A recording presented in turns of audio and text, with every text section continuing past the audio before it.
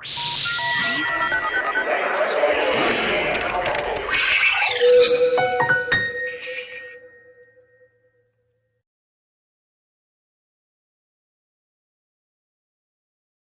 bonjour à tous. Heureux d'être parmi vous cet après-midi. Je me nomme Charles Desjardins de la compagnie Absolunet. Donc, je suis associé de la firme Absolunet. On est une agence interactive localisée ici dans la région de Montréal qui avons plusieurs clients que vous connaissez. Chambre de commerce de Montréal métropolitain, IGA, Benny et compagnie, Opéra de Montréal. Donc, on a beaucoup de flagship, des clients flagship ici au Québec. Mais c'est pas ça le sujet. Aujourd'hui, on vient parler de marketing web à l'international, principalement dans une perspective de commerce électronique. Et puis, j'ai un invité spécial qui s'appelle Bertrand Doré de la compagnie Undies.org, qui est un entrepreneur, un start-up au Québec, donc qui vend en ligne du commerce électronique, une très, très belle histoire, une entreprise avec une très, très forte croissance. Bertrand, corrige-moi si je me trompe, mais on parle de 30 à 40 % de croissance sur une base mensuelle de ses ventes. Donc, on va parler du produit. C'est un produit intéressant. Undies vend des culottes, donc principalement pour hommes en ligne. Mais comme je vous dis, c'est une très, très belle histoire là. On va essayer de mettre en pratique, dans le fond, les apprentissages que je vais vous montrer dans la présentation et les mettre en parallèle avec ce que Undies fait. Donc, vraiment, l'axe qu'on a dans la présentation, c'est orienté sur de la vente de produits, soit business to business ou business to consumer. D'accord? Pour ce qui est des services, c'est sûr, c'est une autre approche. Plusieurs des éléments que je vais parler sont applicables également dans le domaine du service. Mais si vous avez des questions, des gens qui sont plus dans le domaine du service, n'hésitez pas à me les poser. Et puis, on verra là, comment ça peut s'appliquer dans votre concept, dans votre contexte.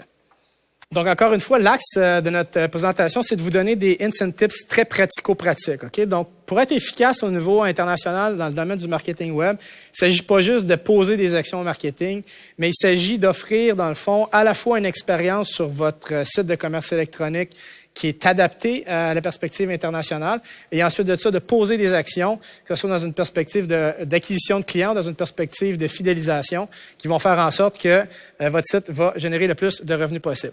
Donc, on va parler de tout ce qui touche le domaine de l'expédition sur votre site Internet. Je sais que vous en avez adressé un petit peu lors de la conférence juste avant au niveau des aspects de logistique. On parlait des enjeux de langue et de service à la clientèle, des enjeux de paiement et de douane, tout ce qui touche la confiance sur un site de commerce électronique. Et on va ensuite de ça terminer avec les enjeux de marketing, de test et d'optimisation et illustrer ça par l'exemple de Undies.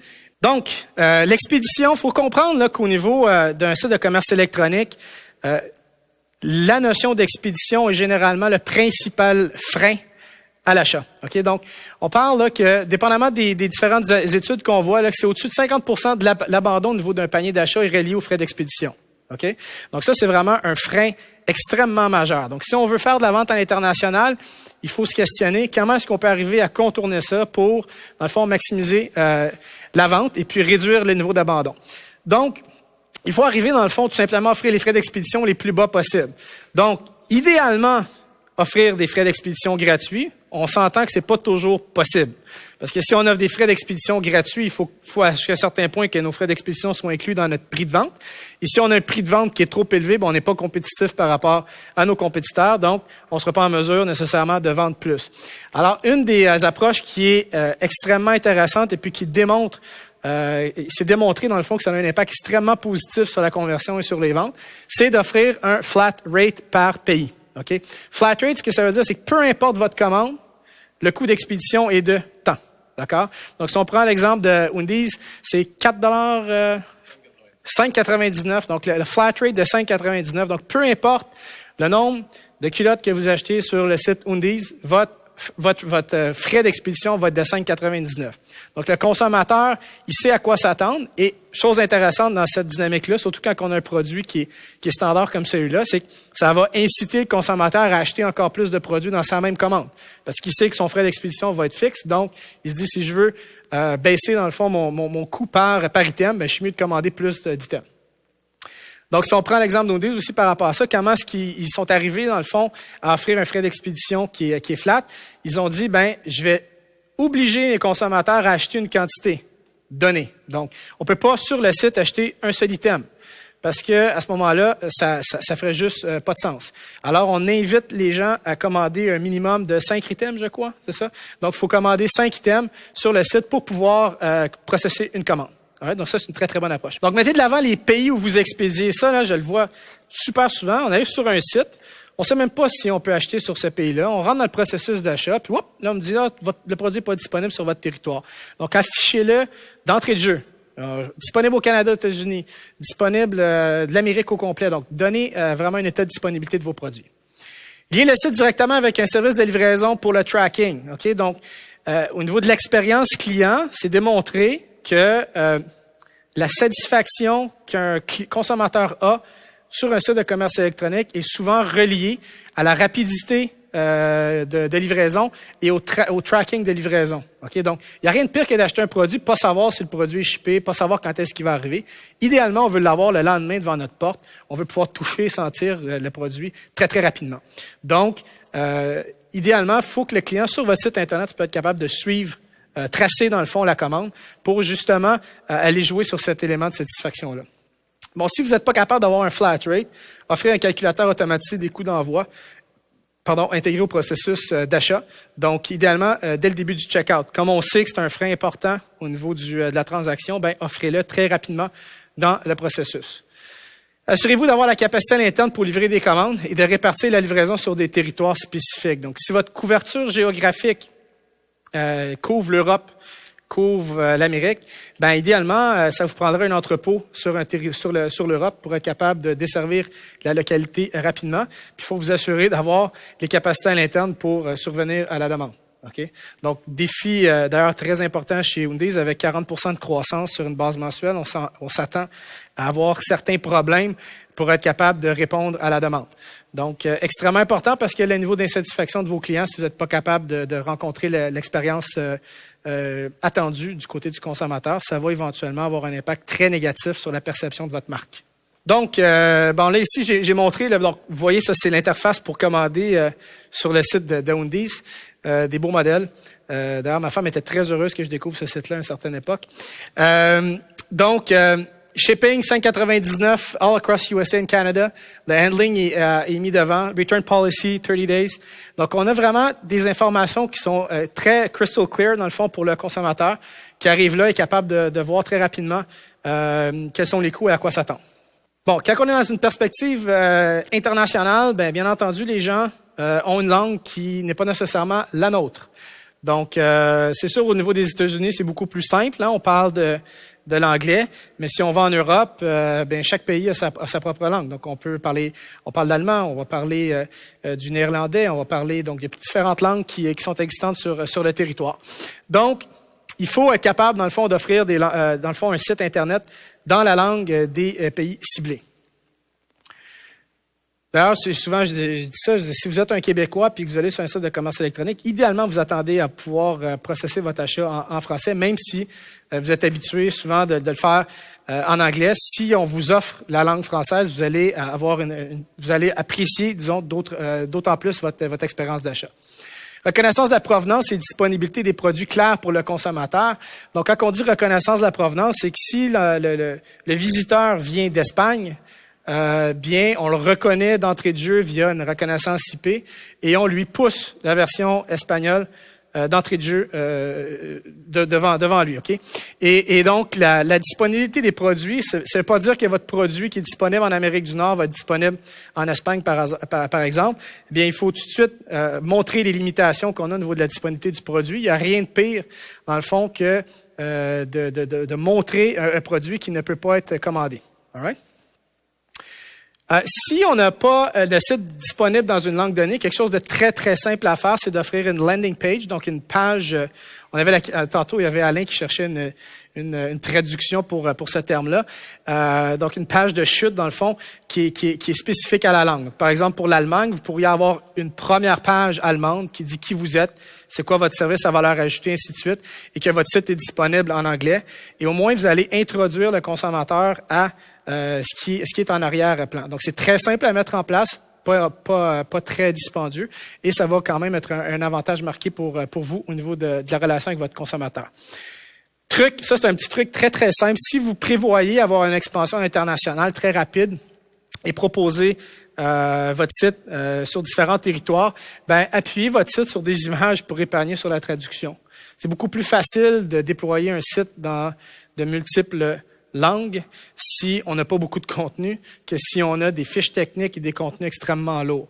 Donc, certains vous diront au niveau du référencement sur les moteurs de recherche, ça va être un désavantage, mais l'avantage que vous allez en retirer dans le déploiement et dans la rapidité d'exécution va être quand même très, très marqué. Donc, Undiz, traduire ça, le site de Undiz, ça se fait vraiment en un jeu d'enfant. Je veux dire, on parle d'images principalement, d'une interface de commande, de quelques pages pour le service à la clientèle, sans plus. Donc, pour être capable d'étendre ça sur différents territoires, c'est très, très, très facile. Offrez des numéros locaux et des numéros sans frais. Donc, encore là, si vous êtes sur un territoire donné, et vous voulez valider, dans le fond, que l'entreprise a réellement une présence locale sur votre territoire, d'offrir un numéro qui est local ou un numéro sans frais, ça va être perçu comme étant quelque chose de très, très pertinent. Bertrand, une approche un peu différente par rapport à ça. Préférez ne pas mettre de numéro de téléphone, tout simplement, et offrir un chat live plutôt. Tout simplement pour éviter d'être assailli de téléphone au niveau du service à la clientèle. Donc, c'est un choix d'affaires qui a été pris de manière volontaire, mais qui pourrait être questionnable jusqu'à un certain point si on veut maximiser les ventes. Assurez-vous d'avoir des agents qui parlent la langue locale dans les pays où vous expédiez. Ça peut peut-être paraître banal, mais souvent les gens vont vouloir aller sur des territoires externes, mais sont même pas capables de desservir le client dans sa langue d'origine. Donc, même aux États-Unis, il y a des entreprises québécoises ici qui n'ont pas nécessairement la capacité au niveau du service à la clientèle de très bien desservir une masse d'appels qui viendraient des États-Unis. Il faut absolument s'assurer d'être capable de le faire. Même chose pour, encore là, j'ai parlé d'Espagne, Portugal, ainsi de suite, ce sont tous des langues différentes. OK, un des points à l'international qu'il faut pas sous-estimer, là, c'est au niveau des options de paiement, en fonction du pays, en fonction des préférences. C'est pas tout le monde qui consomme comme nous. PayPal, c'est ici disponible, mais c'est là en Chine, PayPal, ça n'existe pas. Il y a certains pays que les gens vont pouvoir payer via l'équivalent de la carte débit ici, ou qui va avoir d'autres outils de paiement qui sont disponibles. Donc, avant d'attaquer un territoire donné, assurez-vous de vérifier, dans le fond, c'est quoi les méthodes de paiement qui sont disponibles sur ces territoires-là et d'adapter votre site Internet en conséquence. Offrir un magasin par région avec paiement en devises étrangères. OK, donc, je l'ai dit tout à l'heure, donc si on arrive d'Espagne, on tombe sur un magasin espagnol et on peut payer en euros. OK? Donc, pour vous, ça sous-entend avoir un processeur de paiement qui puisse supporter les devises étrangères et ça requiert de votre part également d'avoir un compte en devises étrangères. Parce qu'on ne peut pas afficher un prix en euros, par exemple, et puis lorsque la personne paie, que la transaction soit faite en dollars canadiens, parce que le prix ne sera pas exact. Il va y avoir toujours des fluctuations. On pourrait mettre un connecteur, mais encore là, c'est pas idéal. Donc, idéalement, on a un compte dans la devise locale et on offre le paiement dans la devise locale. Calcul des taxes en législation lorsqu'applicable. Donc, encore là, il faut toujours vérifier c'est quoi les contraintes à la fois juridiques et législatives qu'on a relativement aux taxes. Et puis, tout faire pour éviter les mauvaises surprises aux acheteurs, dont le dédouanement. Donc, ça, c'est un des éléments qui pourrait éventuellement causer problème. Donc, si vous shippez sur un territoire donné un produit et que le consommateur vit un dédouanement, ça peut causer problème. OK? Donc, c'est un peu l'équivalent des frais de shipping. C'est une mauvaise surprise. C'est une dissuasion extrêmement importante à la transaction. Donc, souvent, dépendamment encore de la nature des produits, on va inviter les entreprises à cibler les marchés sur lesquels il y a des ententes de libre-échange, dans le fond.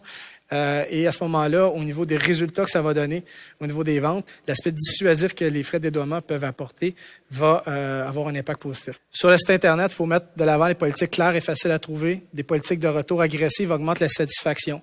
Donc, moi, j'ai souvent personnellement entendu des consommateurs qui ont acheté sur un site Internet et qui ont vécu un retour et qui ont adoré leur expérience d'achat par rapport à ça.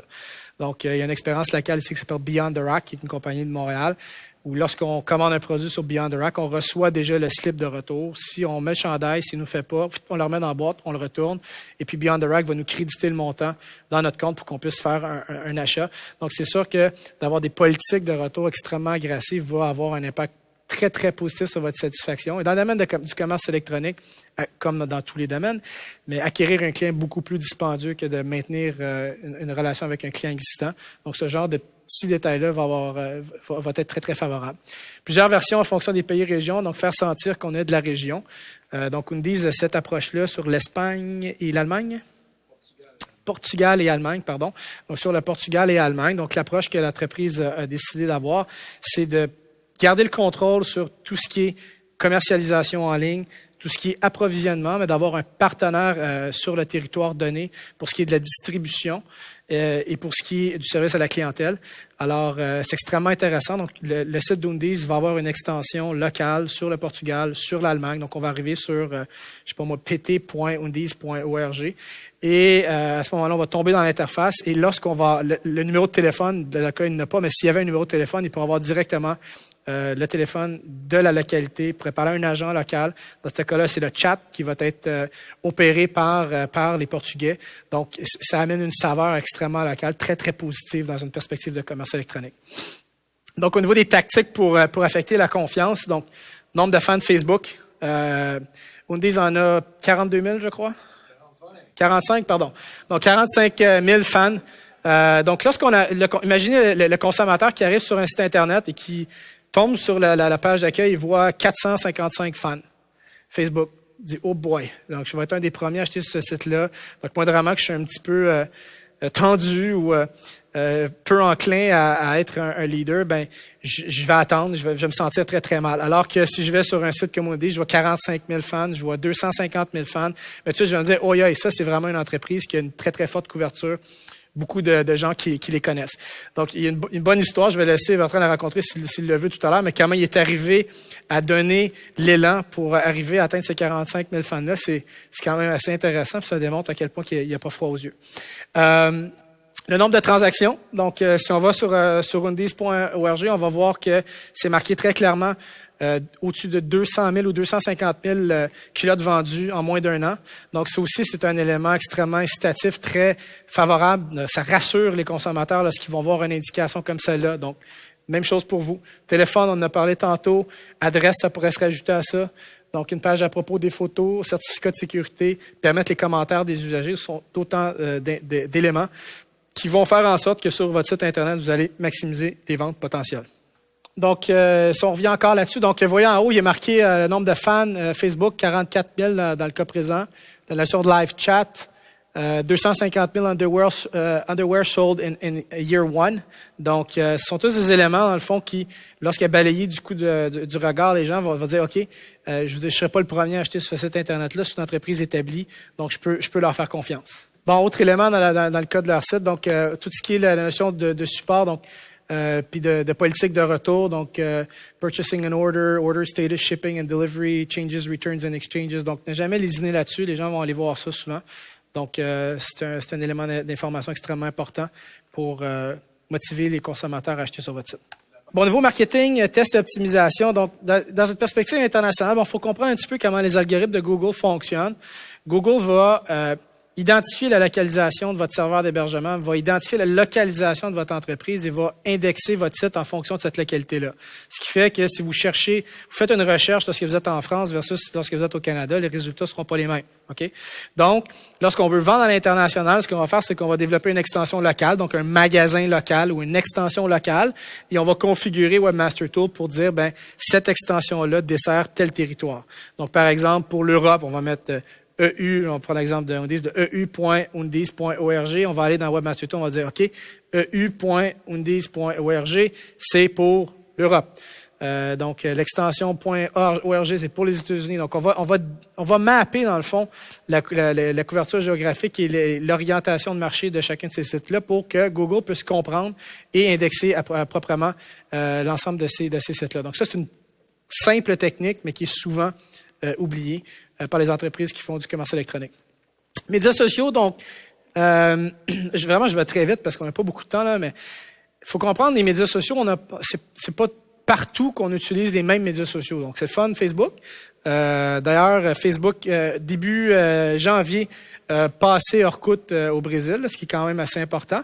Mais quand même, Orkut a à peu près 50% du marché pour ce qui est des médias sociaux similaires un peu à Facebook sur le Brésil.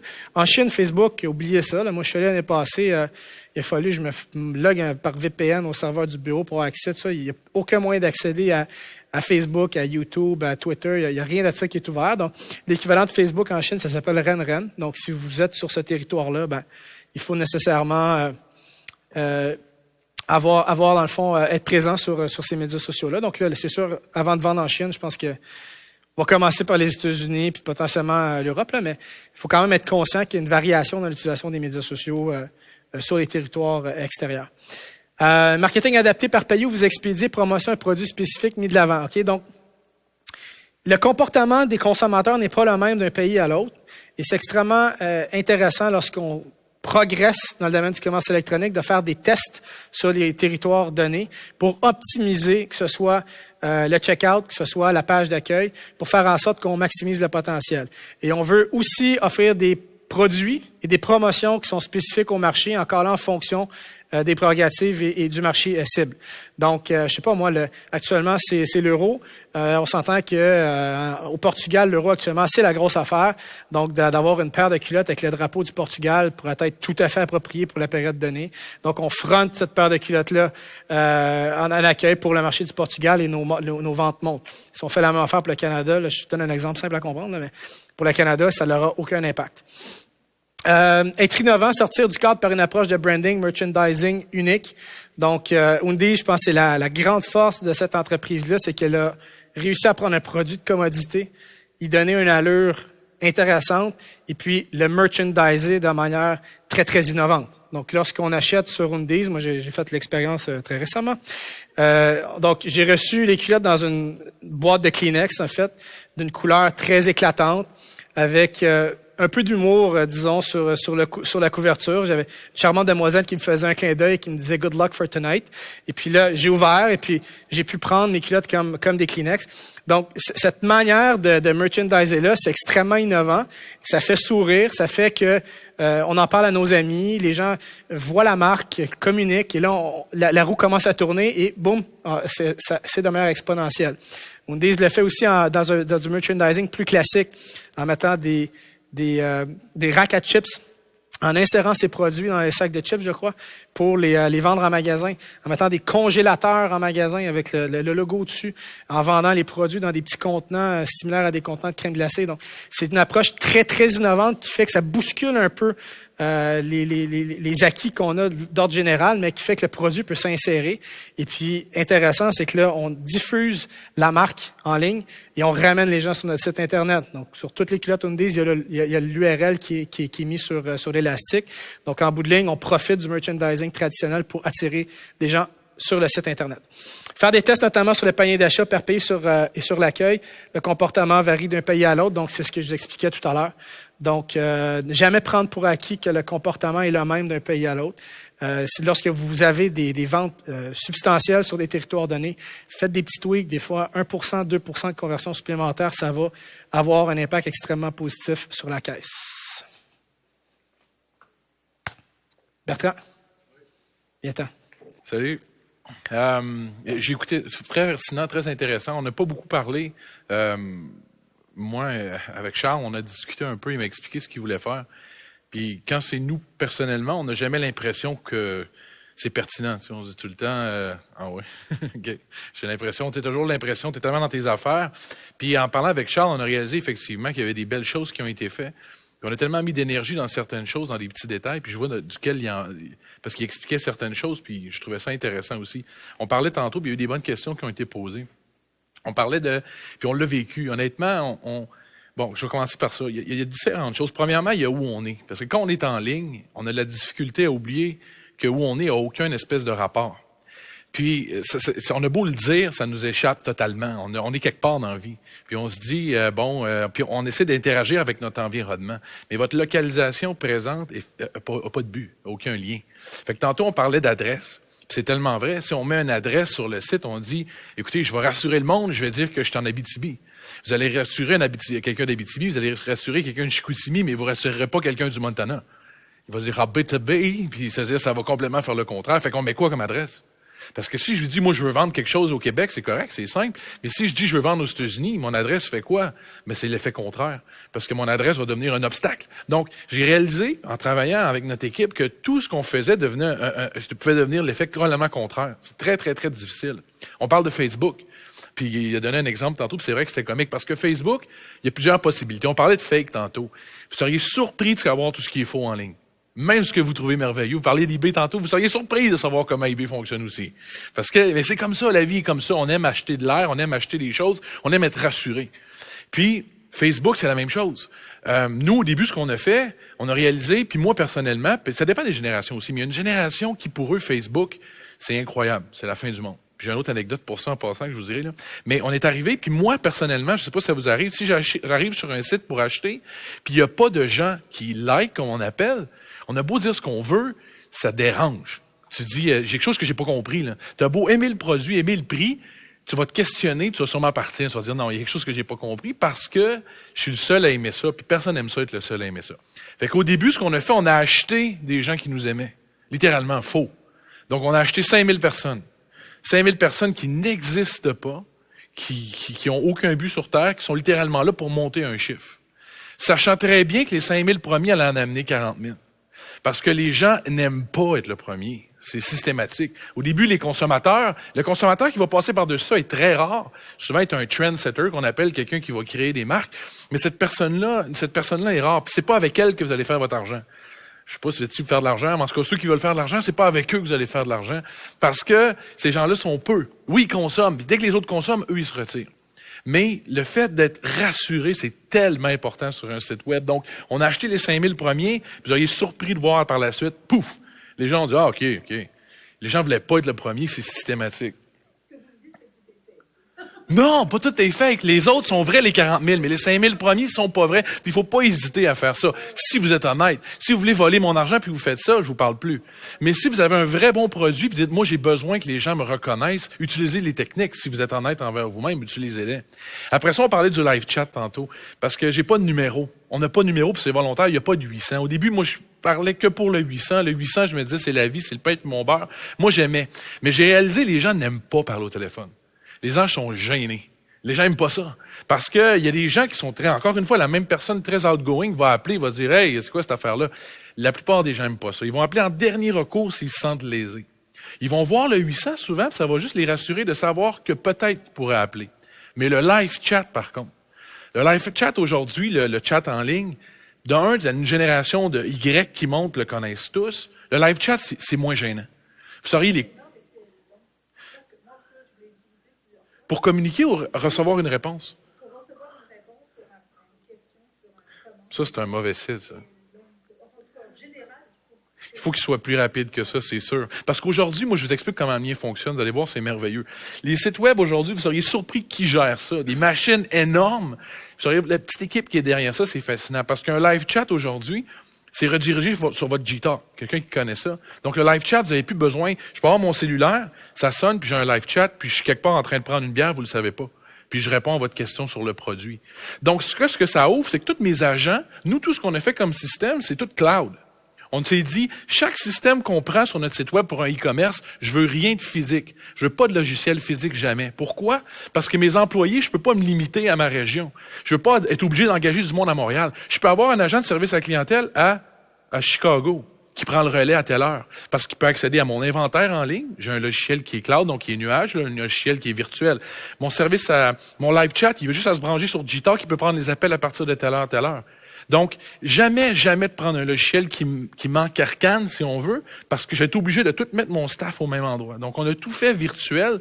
Donc, nos employés peuvent être partout. Vous savez pas à qui vous parlez.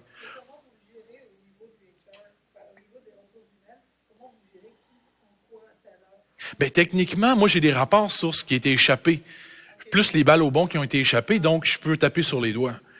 Parce que je peux voir quand telle heure et telle heure, si c'est telle personne à tel endroit, puis il n'y a pas eu de réponse, il y a tel heure qui n'est pas fait. C'est très facile. C'est pas paniquant, je vous dirais. Il y a tellement de statistiques en ligne. C'est pas comme une usine. Physiquement, je ne saurais plus quoi faire. Tu laisses des gens travailler de chez eux, tu dis, il a fait quoi, là? Mais en ligne, c'est tellement, toutes des statistiques, il y en a quasiment pour la virgule de la virgule. Fait qu'on a pris un live chat aussi parce que je vous dirais qu'un 800, ça prend un employé tout son temps pendant 7 minutes. Un live chat, on peut en moyenne avoir 7 live chats en même temps. Un employé. Parce qu'on arrive puis on dit, oui, un instant, puis on peut se transférer les appels. Ah, c'est le temps qui me reste? C'est bien merveilleux, ça. Je me demande, ça, c'est une question. Fait, OK. Puis, c'est ça, c'est qu'il y a des... Il y a tout cet aspect-là où les questions, toutes les conversations aussi, parce qu'on peut les enregistrer, mais systématiquement, le dirigeant de cette personne-là va recevoir la conversation dans la seconde suivante. Un transcript, ça peut être sur son Gmail ou peu importe. Donc, c'est beaucoup plus facile à gérer, puis les gens sont beaucoup plus à l'aise. Énormément d'appels de chat obscène. C'est pathétique comment les gens filent pas sur Terre, par contre. On en reçoit des choses, vous seriez surpris, là. Des gens qui veulent dire à quel point ils sont membrés. On en a tous les jours. Non, mais c'est dégueulasse, tu sais. Je veux dire, on se dit, après 3-4 phrases, j'ai compris, là. Tu sais, t'es membré. Je veux dire, bon, mais veux-tu aller ailleurs, s'il te plaît? On vend des sous-vêtements remarqués. C'est peut-être pas le cas, quelqu'un qui vend des tuyaux. Alors, remarquez que des tuyaux, peut-être encore. Mais, fait que c'est le cas, tu sais. Donc c'est ça. Donc, on a juste fait, puis on s'est rendu compte, avec le temps, plus on allait, plus on essayait de faire, on y revenait à la base. Puis une dernière chose que je veux dire, vu qu'il reste 5 minutes. Puis moi, ça m'a surpris, puis je vous le dis aujourd'hui, plus vous allez avoir des clients jeunes, les jeunes ne répondent plus aux emails. Les emails n'existent plus pour les jeunes.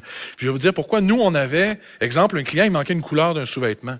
Puis on envoyait un courriel, puis on se disait, c'est des gens connectés à fond, puis ils répondent pas. Là, on était là, ben voyons, il y a 18 ans, il y a 19 ans, qu'est-ce qu'il fait là? Il doit prendre ses courriels aux 30 secondes, il est tout le temps sur son téléphone. Mais il répond pas. Fait qu'on a fait un brainstorming avec des ados, puis on a dit, pourquoi vous répondez pas? C'est malade de problème. Puis on dit, mais courriel, on prend pas ça, ça. On dit, mais pourquoi vous prenez pas de courriel? Ils doivent communiquer uniquement par SMS et par Facebook. Le courrier interne de Facebook, pas leur adresse régulière. Donc, ils ont dit, si tu veux me parler, envoie-moi un SMS ou parle-moi par Facebook. Sinon, je te réponds dans 1 mois, en moyenne. Je prends jamais mes courriels. Jamais.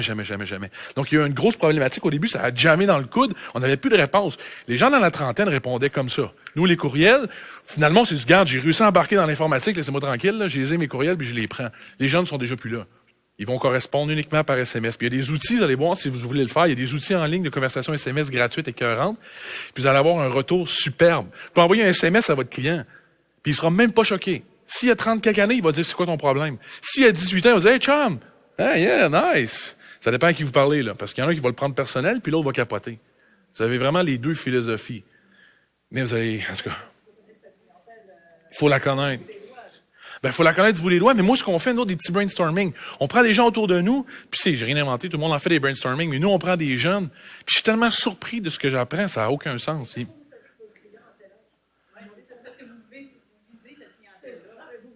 La question est bonne, je sais pas son âge. Je pense que j'y vais avec les noms. Souvent, ils ont 84 noms de famille, je sais pas, là.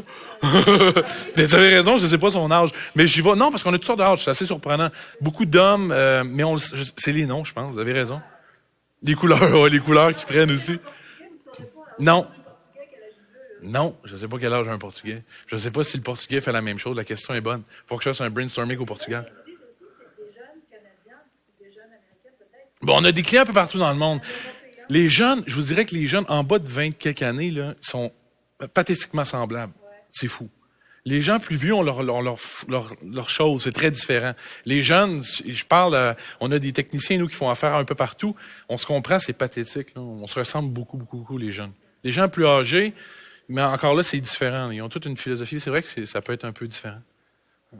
En passant, il y a une étude de cas qu'on a réalisée qui va apparaître dans le petit magasin. On va un magasin de forme électronique et on a fait une étude de cas qui parle un peu de l'histoire de Hoodies.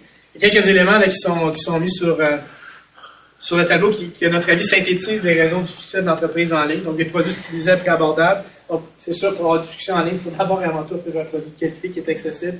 Un panier d'achat hyper simple. Donc, si vous allez là-dessus, c'est très rapide et ça prend 5 minutes pour compléter notre commande.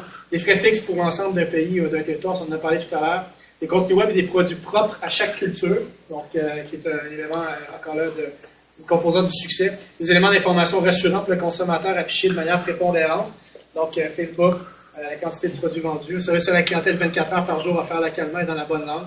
Participation des blogs ciblés. Ça, c'est intéressant parce qu'il y a beaucoup de travail qui est fait d'influence. Peut-être que tu peux expliquer ça rapidement. Et puis, il y a une collaboration avec des artistes et des créateurs. Ben, les blogs, c'est parce que les blogs, parce qu'on a réalisé, on a fait de la publicité au début, puis on se disait une publicité, c'est merveilleux, puis une publicité, c'est pas merveilleux. Une publicité, c'est merveilleux, ça va garder un statut, mais ça créera pas de vente. Quelqu'un va pas se dépêcher à l'acheter votre produit parce qu'il le voit, il va se rappeler qu'il existe. Donc, je vais pas apprendre ça à personne. Mais les blogs, l'influence, on en parle tellement, c'est malade. Quelqu'un qui va dire, j'aime ton produit, vous me donneriez la première page du Time Magazine ou un animateur connu qui dit qu'il aime le produit, je vais prendre l'animateur tout de suite. Donc, les blogs, le fait qu'on fasse un produit différent puis de façon particulière, nous amène vers les blogs, puis les blogs amènent les clients. Cette génération-là suffit juste à ça. La publicité, on dirait qu'ils ont réussi à faire un filtre. C'est fou. Ils la voient plus. Ils la voient plus. C'est carrément là sur Facebook. Moi, elle me dérange. Eux, ils la voient pas. Pantoute. Fait que c'est particulier. Pour aller les rejoindre, ces gens-là, c'est assez touché, mais ça se fait. Il faut les surprendre.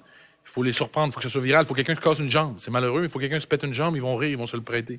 C'est toute une philosophie assez particulière, là.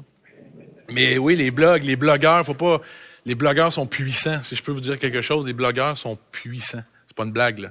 Ils ont de l'influence dans chacun domaine. Je sais pas dans quel domaine vous êtes, là. Il y a sûrement un blogueur dans votre domaine, puis il est puissant, plus que vous pensez. Accoquinez-vous avec lui, donnez-lui 2-3 produits. Faites-lui des clins d'œil. Puis, tu sais, s'il parle de vous, là, c'est 10 publicités dans le journal des affaires. J'espère qu'il n'y a pas de vendeur du journal des affaires ici, là. Mais est-ce que c'est ça? Les artistes, peut-être juste un petit mot sur les artistes, les créateurs locaux. Oui. Chaque fois qu'on ouvre une région, on arrive, exemple, au Portugal, parce qu'on a des artistes qui font des collections avec nous, des designers mondiaux comme Walter Van Beirendonck, des acteurs, des gros designers. Puis quand on arrive dans une région, on dit au distributeur, donne-moi des noms de personnes connues, une personne dans la rue qui fait même des tags sur les murs qui seraient influentes. On fait un deal rapidement avec eux, on fait un produit de collaboration, puis on lance le produit avec des artistes locaux, systématiquement par région. Donc, les gens se sentent concernés. Ils sentent que, tu te soucies d'eux un peu à ce moment-là. Donc, on fait des collaborations à chaque endroit où on arrive. On essaie de prendre des gens locaux, puis des gens souvent qui sont touchés, qui sont beaucoup plus accessibles qu'un artiste international qui, lui, reçoit 800 demandes par jour, puis qui n'aura peut-être pas la même influence que quelqu'un d'hyper rentré dans son milieu, genre d'Éric Lapointe au Portugal, qui reçoit pas autant de demandes, mais qui, au Portugal, fait ce fort. Fait que souvent, en passant par là, on a un meilleur résultat, puis ça coûte 100 fois moins cher. Puis il écoute quand on parle, parce que... Ben, merci Bertrand. Plaisir. Pour ta collaboration.